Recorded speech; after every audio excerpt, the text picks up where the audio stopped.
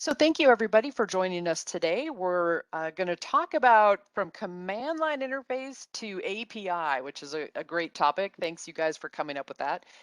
We have two very well-respected, basically system engineers. Their title's a little different than that, but some technical people that basically use this stuff throughout the day and have some great demos for us. So with that, I'm going to start. I think, Tahsin, I'll let you guys kind of tell us a little bit more about what each of you do, and I'll let you take it away.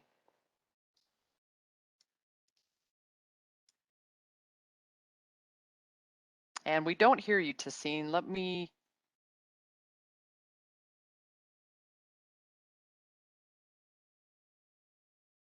Oh, still don't hear you. Let me. I'm going to unmute you in WebEx. Yeah, I was. There you go. Perfect. So I was here unmuted, but for some reason in the WebEx it was muted. So anyway, hello everyone. My name is Tahsin Chowdhury. I'm a technical solution specialist in America's Milk Architecture team. I've been here in Cisco for more than 4 years.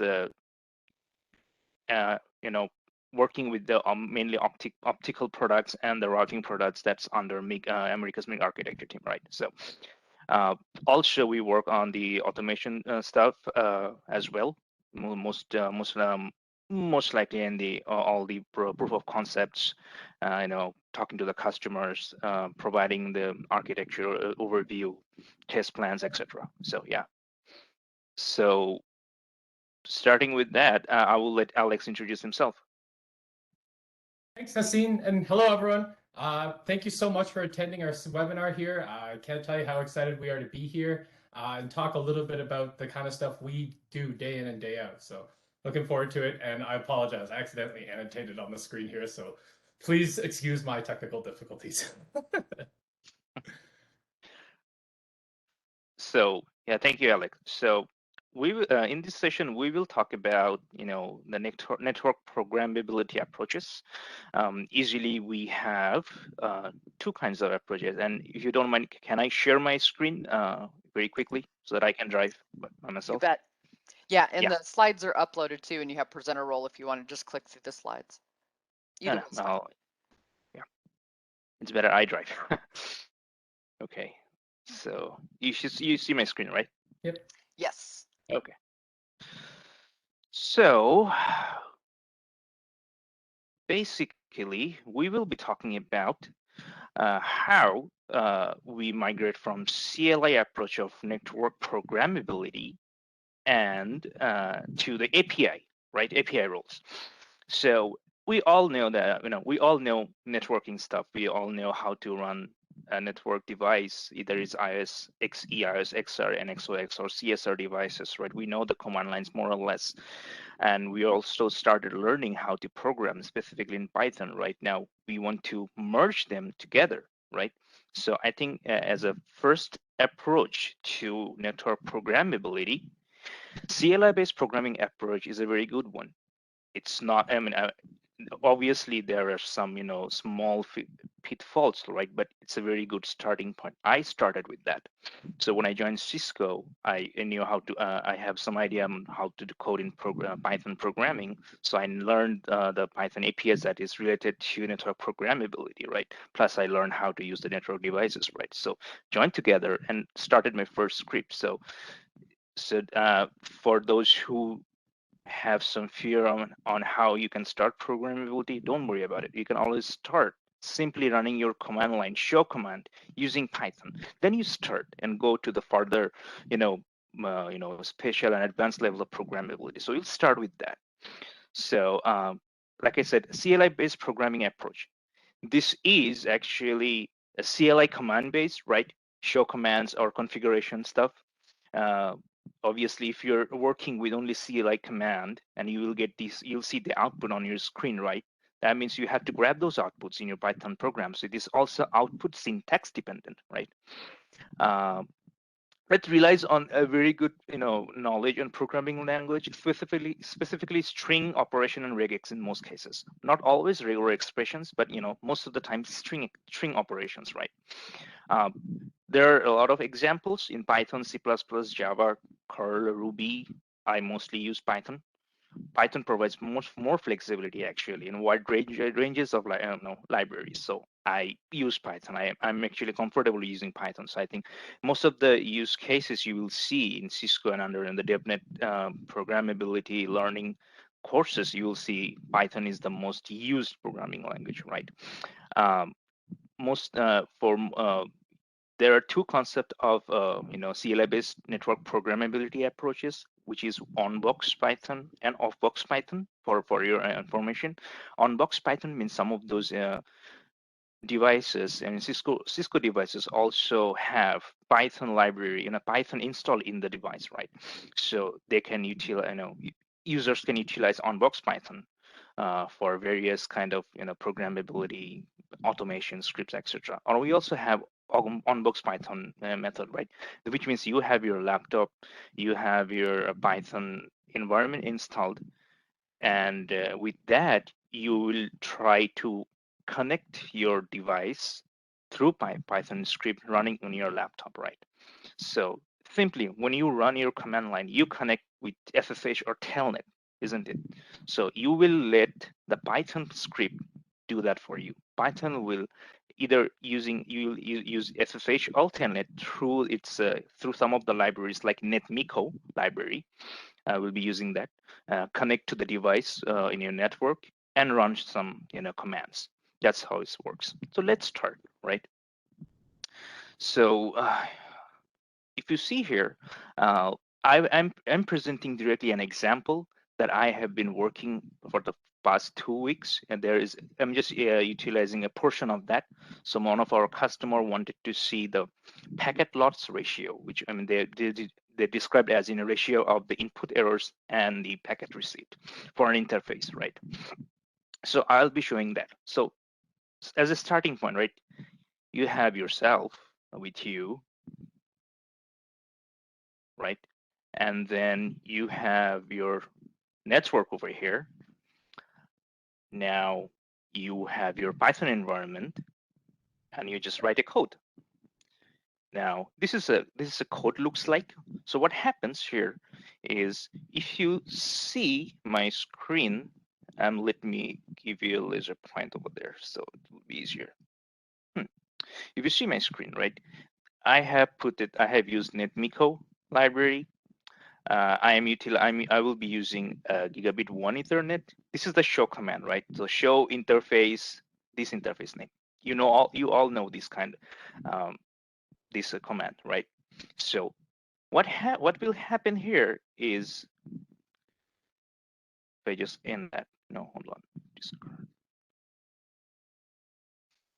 So if I just take a look at it, so first I have my send command API that will be talking to the network device.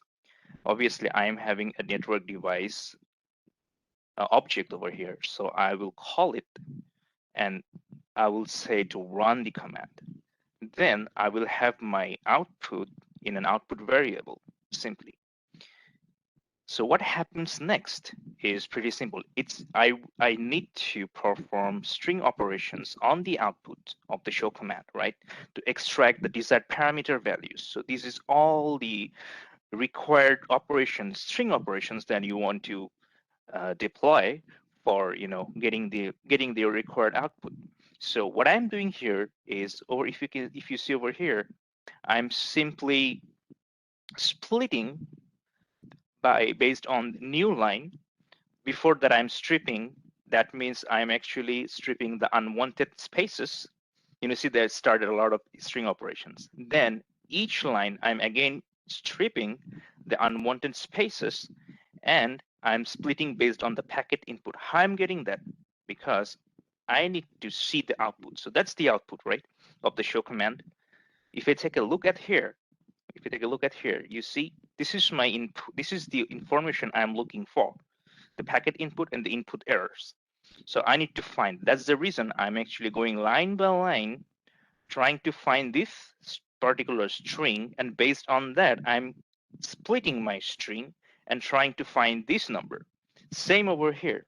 For the input errors, I'm trying to find the line that contains input errors and then trying to see how many errors I have seen. So for obviously for the example, there is no error. Everything is running fine, but there might be some errors, right, based on your network conditions. So on the top of that, if you run all those operations, you will get your desired result. And always you can have your print command to show how you want to see your results, right? Like this. So that's how the example use cases works with the CLI based programming approach. So it's a good start, right? But what is the main drawback, or you can say, or what is the constraint over here? You're actually depending on the the string syntaxes, right? Output syntaxes of your command. That's one of the things you need to operate, do all those strip command. You need to do a for loop. You need to know there will be a list over there. I mean, you need to know all those, programming stuff. You need to know what is the return of a particular string operation, whether that will be a pure string or a list, right? And based on that, you need to make sure that you're stripping the unwanted, spaces, all those things together, So this is one approach. If you're good at string operation or regular expression, it's always a good start. But we want to have something more what do you want to say, structured way of coding, right? You need to know, you need a model actually, like what I'm looking for. I don't want to keep myself constrained under the string syntaxes. I need a model, right? Those outputs, those statistics, those information, I need a model. And that's how the model-driven programmability came into place, right? And at this point, I will let Alex run his portion of presentation. Then I will come back with an example as well. So let me stop sharing.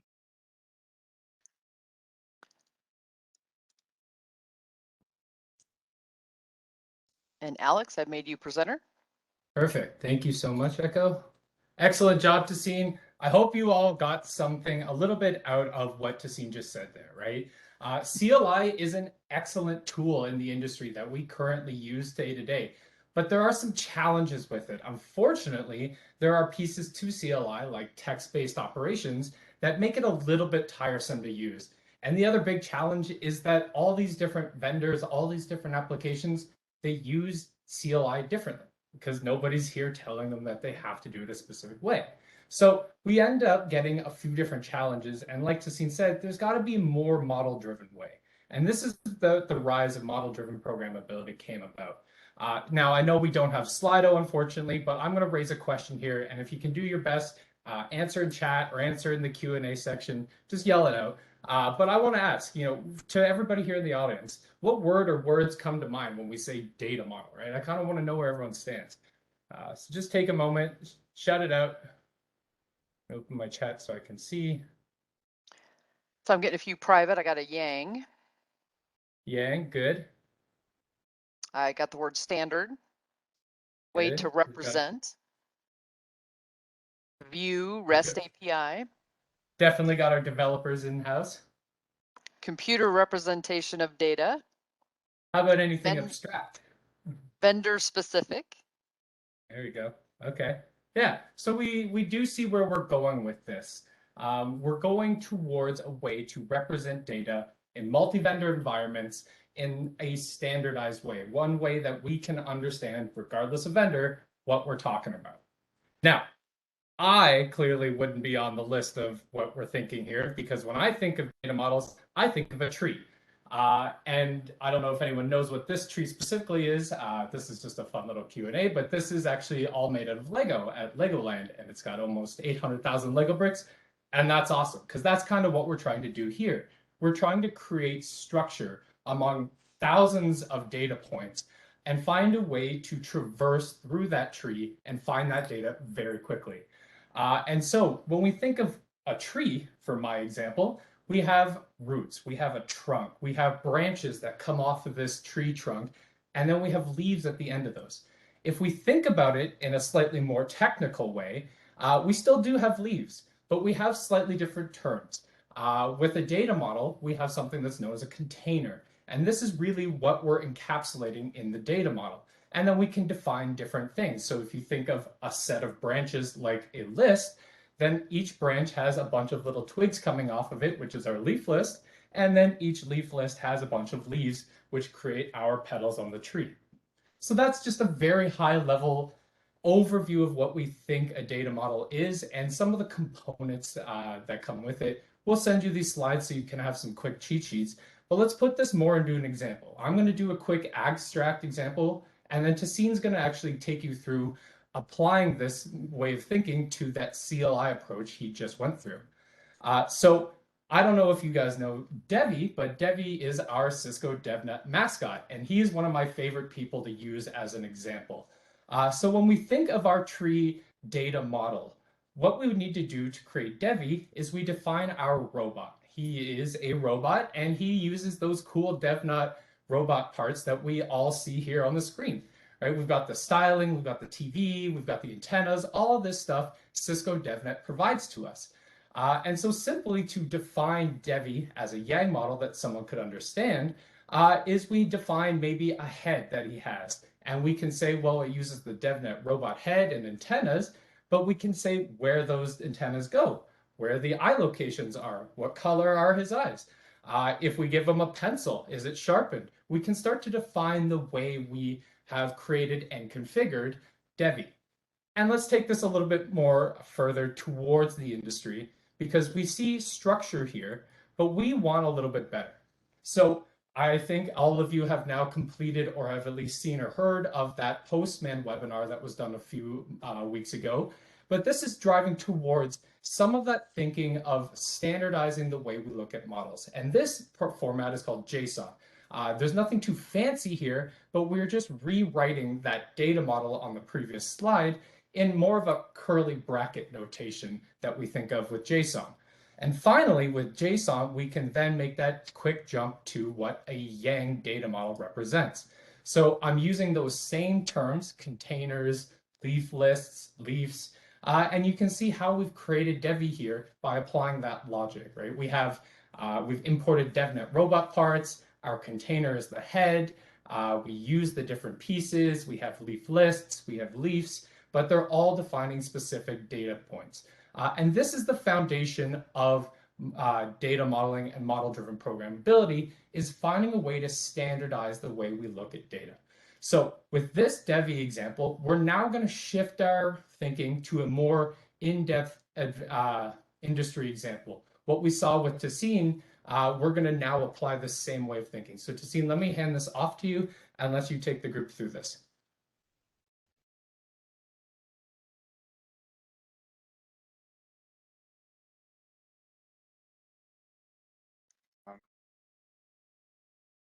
And Tahsin, I've made you presenter. We don't hear you yet. No, yes, I was unmuting myself, so that's Perfect. fine. So let me share my screen again quickly, and that's the screen you see. So like Alex mentioned about the models, right? We're talking about model. So as he mentioned that it's a structured, it's a structure, right? So the programmability is basically structured model-based. So instead of having a wide, a long output string, you will have model. So for our Cisco devices, obviously, that we have native models, we have OpenConfig model support, we have IETF model support. And the good thing about this model is it's all Yang model, obviously, and it's decoupled from transport protocol, the encoding. So what does it mean is the model does not change. You can choose your SSH or HTTP. Obviously, if you're using netconf, that means you will be using SSH because that's how it works. And if you're using netconf, obviously the transport is SSH, and the encoding, which means instead of just giving a text like show command, you will be giving a payload, XML based payload for netconf. For JSON, like Alex showed earlier, you can utilize that with RESTconf HTTP. By the way, RESTConf also supports XML, so you can always use both XML and JSON for RESTConf, but the transfer will be HTTP, as you know. gRPC is done by Google, you know, and the encoding is GPP. Most of the iOS XR and iOS XE devices support gRPC, right? So the idea is, you know, with the model-driven approach, we will have APIs for abstraction and simplification. That's the idea. So now for the example, you know, I will be using netconf, but there are some Python library you need to know to use, right? Like netconf, an NCC client for netconf, request library for RESTconf, XML to dict, the conversion between XML to JSON. So whenever you have XML as an output, you can always convert to JSON so that you can have the key value pair of structure, right? So that, I mean, for me, sometimes JSON is very easy if my output is a long XML file, right? So in that case, I prefer using JSON. It's my personal preference. I use JSON to have the key value pair so that I can easily get my information, right? And another library you need to, you will find very handy is Pyang, which I use it to view young model tree, right? So let's go to the next slide where, so that's the overall stack of your model-driven programmability approach, right? So you have your young model decoupled, as I said. You will have SSH or HTTP as your transport. The encoding can be XML, JSON, or GPP based on your protocol and the transport, obviously, right? The protocol will be netconf and gRPC for most of the devices. Some of the devices like CSR, Cisco CSR 1000, that device also support RESTconf. You'll have your APIs like APIs in Python. You can use Young Development Kit, YDK. That's also a library in Python, right? And then apps. The main idea is you will develop some apps, right, for your application specific for it, whether for customer or your presentation, proof of concept, etc. So that's the overall view. And this is also available in one of the Cisco documentations. You will see that when you find those examples in the Cisco documentations, right? So with that, let's move to the example use case. I'll be using the same example use case. So let's see. So we know we have everything, my Python environment, network, and me myself, but should I write the code first? No, hold on.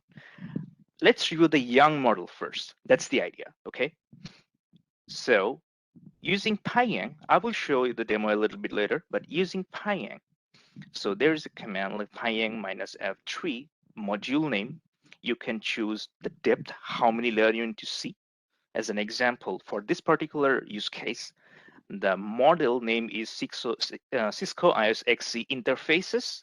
What I'm trying to find, statistics, operational statistics. So OPER, you will find similar naming convention for configuration saying interfaces CFG. So that's how the models are, written. So that's very easy to understand for the users. Like there is a lot of list in the GitHub. I have shared that in the presentation slides. So you will get that when you get the slides, right? So let's take a look at the output. So when you run this command first, what you will see here is a structure of your of the model. So the first starts with interfaces, which is actually a container, right? That Alex showed earlier, and interface over here, which is actually a list. This list has a key called name. That's the reason you see the star point and the name in the bracket. So you will find your interface based on the key called name, right? Right over here. Now you have your leaf lists, and let's try. Do you see any input packet or input error? If you don't see, try to see where it can be in your list, right? On these items, this can be under statistics, or this can be under V4 protocol status, right? So it's actually under V4 protocol stats. So if you go further, if you didn't find your data already in the model for your data, go further, and you can always make your path. Like, I don't want to see the whole thing, right? I want to see this model, and I want to see interface V4 protocol stat. Then I want to make the treated as 4 because up to 3 I get this value, so I need another layer to get my information. So if you do that, now you have your information that you're looking for, input packets and input errors, right? So this is the thing you're looking for, right? And how you can create your payload, like instead of show command, how you can structure your payload so that you can grab those information in XML. Like I said, I am using netcon, so I will write an XML payload. So that's how it's written. Let's describe it very quickly. So I have my first thing, interface as a container. The module name is Cisco ISX Interfaces Opera. So I will use that namespace under http://cisco.com nsyoung and the module name.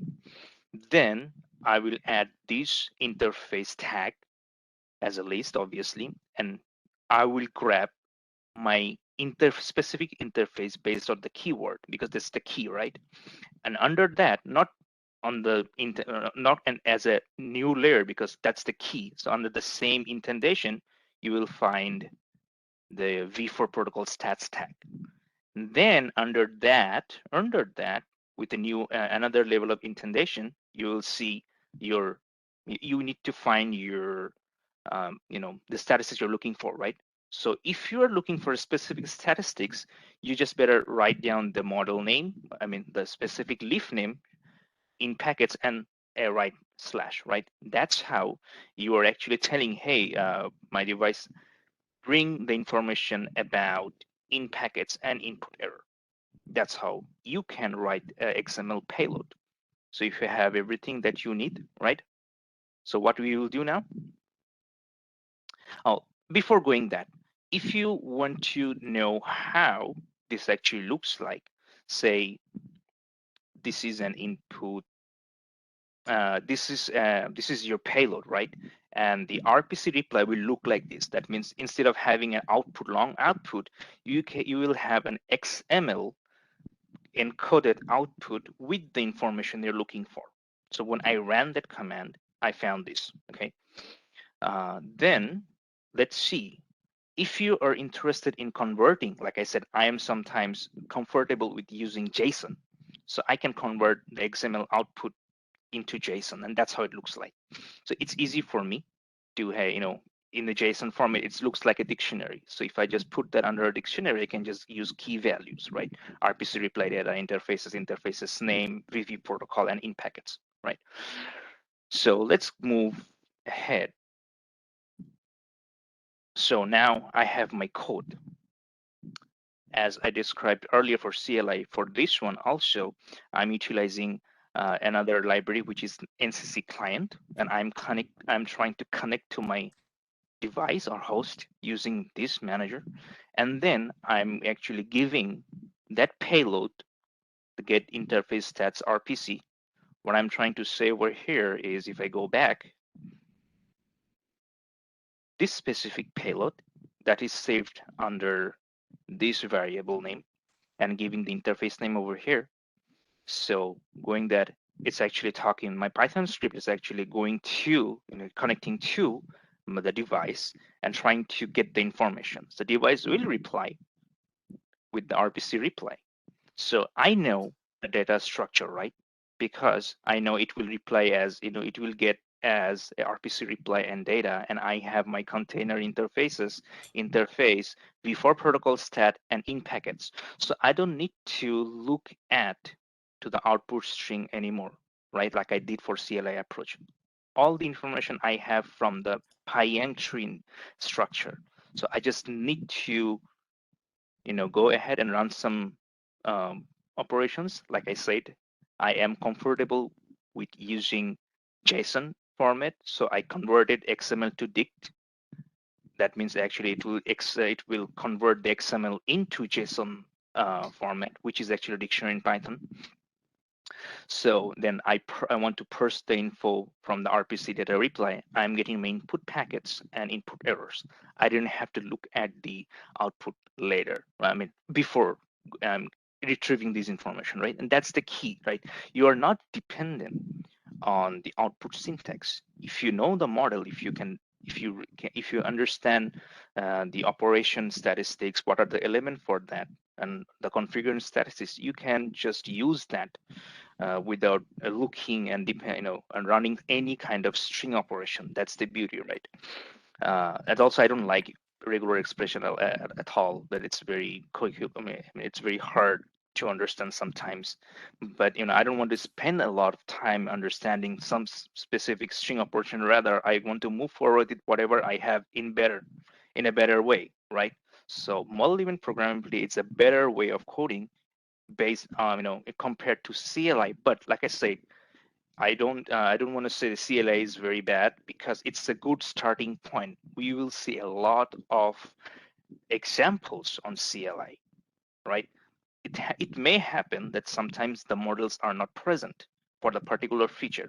Then CLI approaches the option. But like I said, if we are moving into the model-driven programmability, we are all every release we are developing a new feature. We're adding new features like whatever we have in the CLI. So obviously, if you have your model available for your particular feature, that's the better way to go. So with that, these are the references I have. So this is a very good blog to read. This is the sandbox, DevNet sandbox. The device I'm using, it's not a real device at the moment, because I use that from a customer with the real device. But for the demo, I have used Cisco DevNet sandbox. It's always on, so that you can try by yourself when you have free time, right? This link has the Cisco, all those models under vendor. You also see other vendors like Juniper as well, and that's the code I have already pushed in my GitHub account. You can always use that and try yourself. So let's show you a quick demo, right? Same thing. It's not a difficult thing to do, as long whenever you know your coding models, it's very easy to use. So let's try. Hang on, Tahsin, is that my turn? Quickly. Yes, go ahead. Do you see my screen or no? No, I need the presenter tool. Okay, hold on. So let me do a demo very quickly, then I will hand it over to you. Is that okay? Yep. Okay. So share my screen very quickly here. Here you go.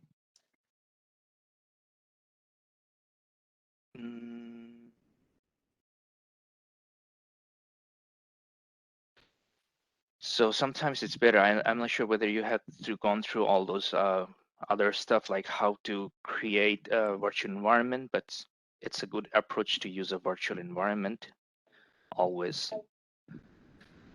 to separate your real environment from your coding environment, right? So that's how I work always. So this is the Python version I'm using, 3.89. Let's make it bigger. Okay. So city, CLI, I already cloned my work over here. So go there and let's take a look. Nano CLI. This is the code, right? So I put that code over here. The code actually starts from it. It's a requirement from a Cisco perspective. If you're sharing, you have to put under some license, like either MIT license or Cisco sample license. So I use Cisco sample license. So this is the code. This is the device information you need to do whenever you are going for NetMiko, right? I'm showing the CLI approach at the moment. This is the handler that actually create the device handler that will be connected to to the device in the remote side, right? Now this is the show command, obviously, and these are all the string operations that I showed earlier, right? So let's run this code very quickly.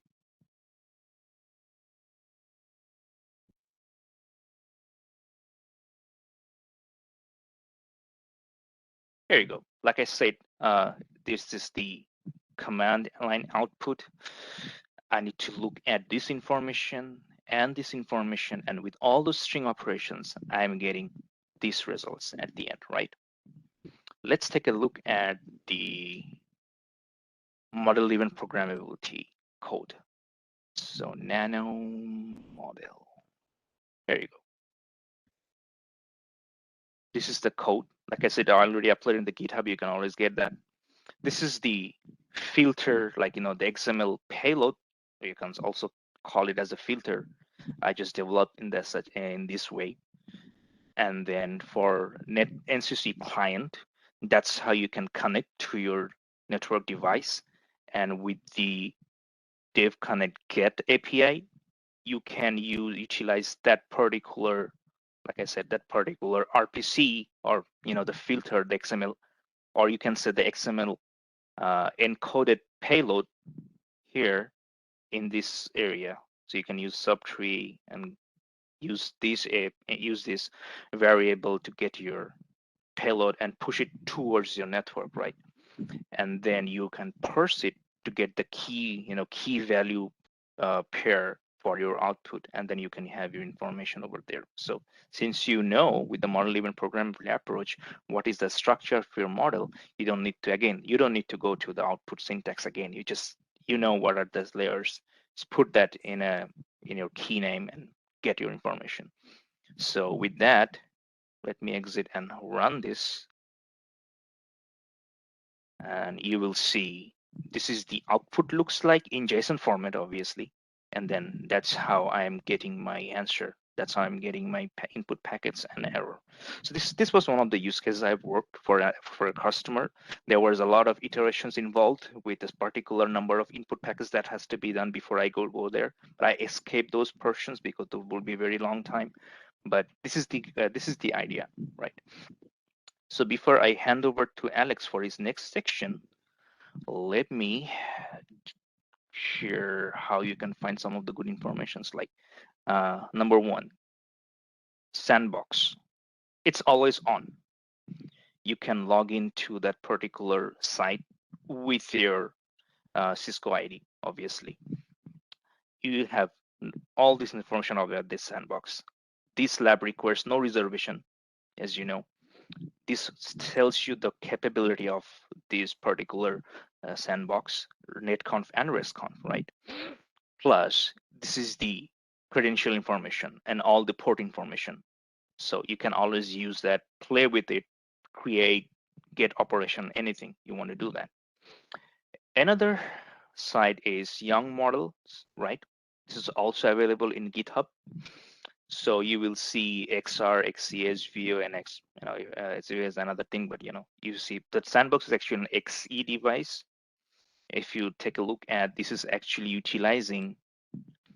Let's see the information. It is utilizing 17.3.1. So the best way to look at is go to 7.3.1 and look for your model. That's it. If you just download the model and run the particular command, you can just do that. So let's try that very quickly. cd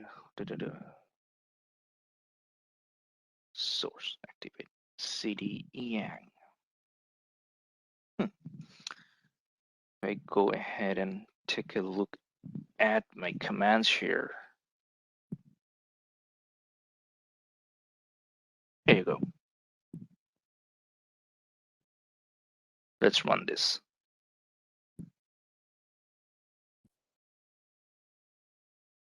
cd vendor Cisco, obviously XE 17.3.1. Yeah, you need to go to the particular directory and run this. You see, that's how it works. It's very easy to run, and that's very easy to use. It's easy to see how you can get those structured of your model, right? So try this when you get the slides. Try this approach. I can bet you will feel more comfortable in your programmability approaches, both in CLI and both in model-driven programmability. If you have fear, always start with CLI. It's the best way to start, I will say, because you know the command lines, right? Just think yourself, think Python script, in your place. You will SSH to a node and run the command. So you're writing a program that will do SSH to the node and run the command. Start with that, and then you can learn how to all those string operations, lists, dictionaries, and also move forward to the model-driven programmability, right? That will make you feel more better and I feel better in your programmability approaches. And the reason I'm saying, because it will lead you to use how you can utilize other softwares that Cisco provides, like NSO. That will be Alex will be covering that part very quickly. So with that, this is all I have today. I'm handing over to Alex. Thank you, Tahsin. Great job. Sure, no problem. And again, just recapping quickly while I start sharing. Again, Tahsin and I are here to build this journey out for all of you. The industry from a whole has started with CLI, and traditionally this is how we did a lot of things. There was SNMP protocols and all these different manners of interfacing with devices and collecting information. But again, what we kind of saw with what Tahsin showed is there are just a nightmare of levels of difficulty when interfacing with CLI. Whether it's vendor proprietary protocols, whether it's parsing regex expressions to get a specific piece of data, CLI really struggles when it comes to structure. And this is where we started to think, okay, well, maybe we define everything in model-driven programmability. That would be awesome. If we can define standard data models that we define the entire network by, then we can start to define the way we push intent out to the network and how all the network infrastructure understands that intent. And this is excellent, but there's also some questions, and I think someone asked it in the chat here. There are so many data models. There are so many API, depending on netconf, restconf, gRPC, whatever you're using. How do you kind of decide what you use, how you use it, and what should be the right manner of doing things when configuring different services in the network? Well, this is where we start to think a little bit about API, and we're going to see why the industry has started to look specifically at REST API. And then we're going to talk a little bit about what Tahsin and I sell actively on a day-to-day basis, because it actually addresses this challenge. So again, because I like to keep my audience engaged, I want another question. I want to hear just, have you used API before? It could be netconf, it could be restconf. And whose API was it? Was it something funny? Was it a little application you were building? Let me know. I want to hear who's been using what. Maybe I'll get some new ideas for some projects I'm using. But I'll run this down, and I'll give you all a minute to answer that. So Alex, it probably doesn't count, but I always use the cat API when I'm teaching APIs, just to have something really stupid for people to look, because the internet was built around cats, right? Isn't that the right reason? That's an awesome one. Yep. Cats, deck of cards, these are all good ones. Canvas, that's a good one. Excellent. Good. Yeah. And so, just to kind of build these out, there are Google Map APIs, there's CAD APIs. For a list of some of my favorites, I use some different levels of APIs depending on how fun of a mood I'm in. For different applications, like if you want to build a home page that's custom to your web browser, you can do things like Associated Press and Weather. For news and weather, you can go a little bit more crazy. You have some big brands. I'm wearing my Cisco McLaren shirt. I just saw Unity. That's an awesome one. I've used that one. Seeing different companies use these different APIs. And then my big fun ones that most people don't know are Pokemon has an API where you can query different Pokemons and get information about each Pokemon in the Pokedex. And without a doubt, the Kanye REST API, where you can get all the different information about Yeezus and all the stuff he's doing with a simple REST API. So there's lots of fun applications with API, ranging from serious applications to Kanye West and everything in between. And so what we want to do is kind of show, how does this relate to our model-driven programmability challenge? Well, when we see different vendors in our industry, like Cisco, who has WebEx, DNA Center, Vitella, Meraki, NSO, and then all these other industry players like Google and AWS, and our competitors, I guess, we start to see a need for a standardization around API. And northbound APIs, which is the way tools and applications, apologies, speak to controllers and different things in the network, are based around a solid structure. And what we're going to see is just this. Tahsin showed you the sandbox. And so Within the always-on sandbox here, I'm going to do a quick demo of getting to that XE device. Again, I think Tahsin showed it quickly, but I want to reiterate it because it's great for all of you to come see and use and play and touch all of this technology. If you sign in here at developer.cisco.com at the site.sandbox webpage, or you can just discover Sandbox Remote Labs on DevNet. And we're just going to do the Sandbox catalog, and we're going to search the XE device that Tahsin was actually using here in his demo.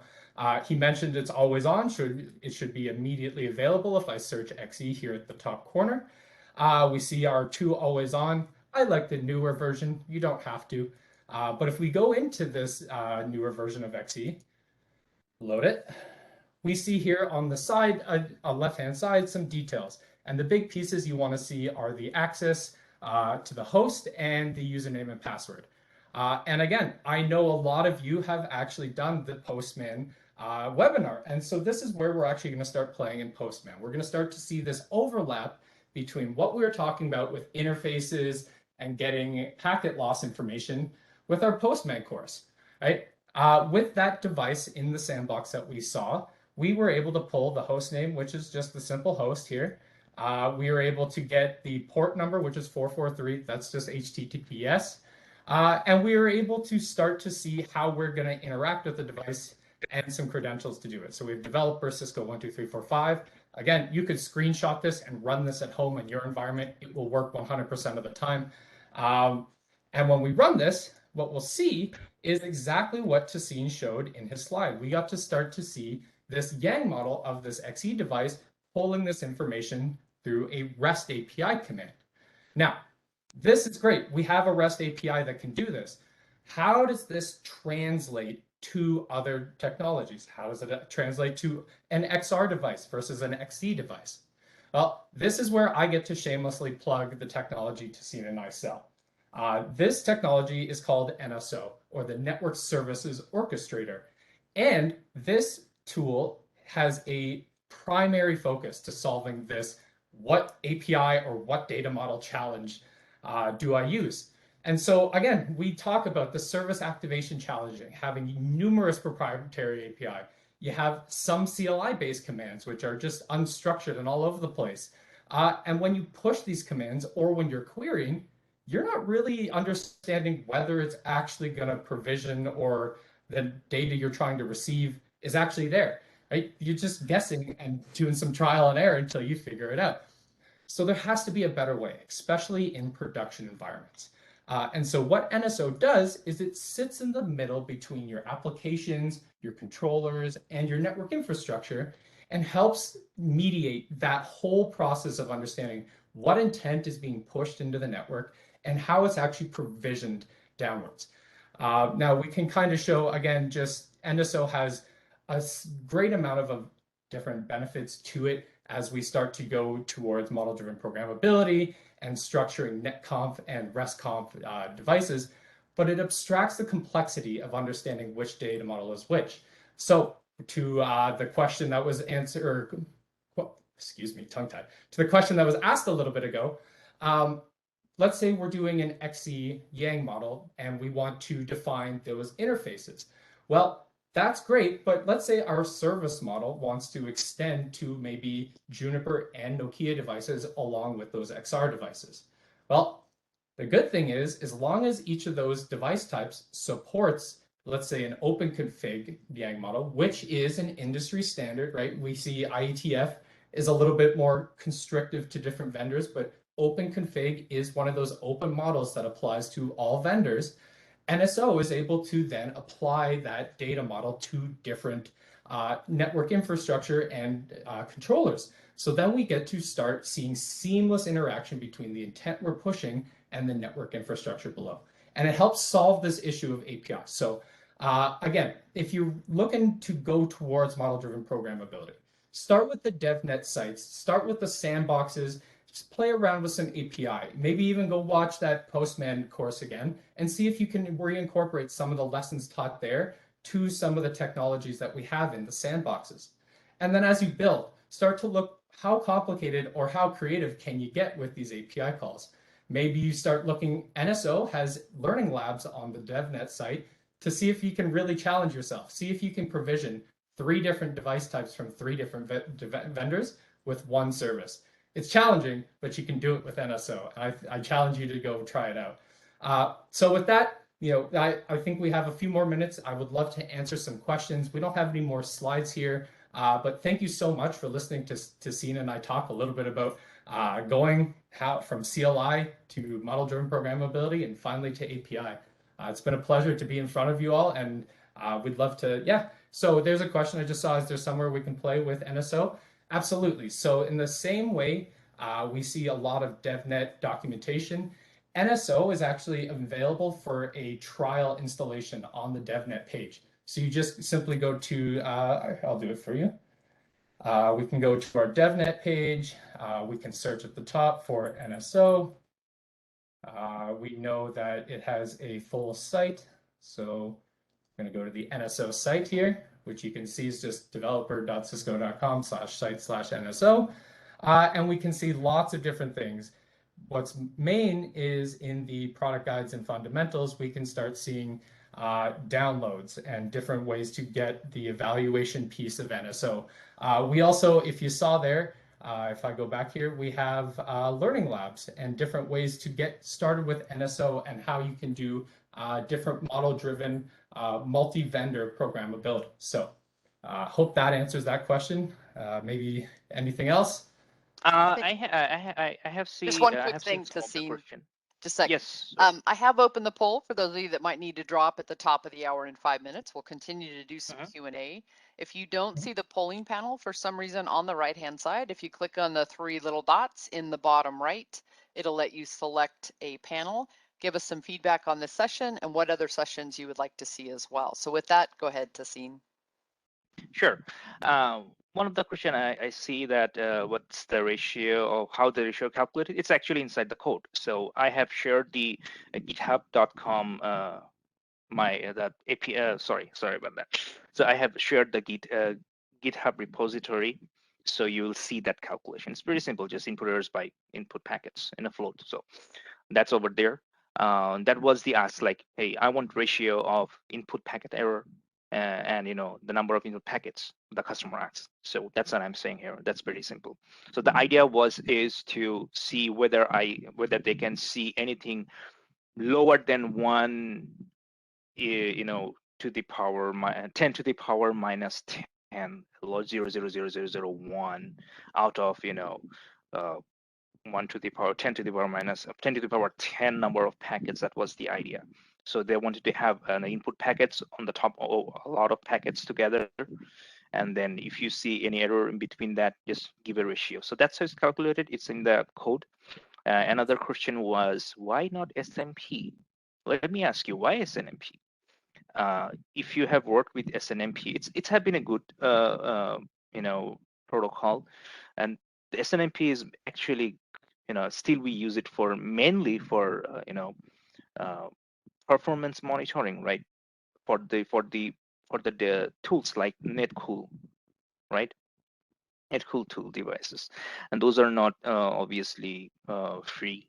Number one, but the problem is the way it actually gives you the value. I mean, you need to go through SNMP, work a lot of stuff. You need to understand those.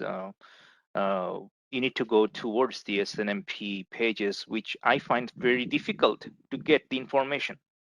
You may know the SNMP MIP tool, but it's not that human friendly. Like, instead, I have a specific model name in model-driven telemetry, like Cisco ISX interfaces Opera.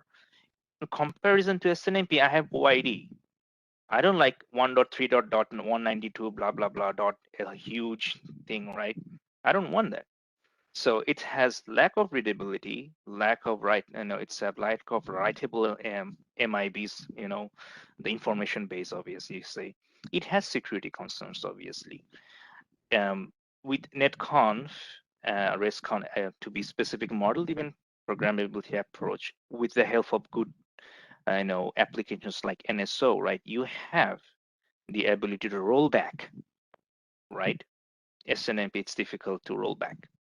So that's the reason I think I answered the question. And obviously, you will find the same answers, or I guess better answers while you go through the DevNet programmability courses, right? I have read the same thing when I was a beginner. You will find the same answers, right? So another question is what is the a lot of questions. So can you hear me now, or oh, no, it's actually Yep. previous? No, okay, Yeah, we that's hear fine. you. So okay, so I am looking at there are models can configure interfaces such as yes, native, open config. What is the difference between these models? How to choose which model to use? Okay, I will go with native first because that's how you have all those models that is supported in your Cisco devices. Native. Why I'm saying that?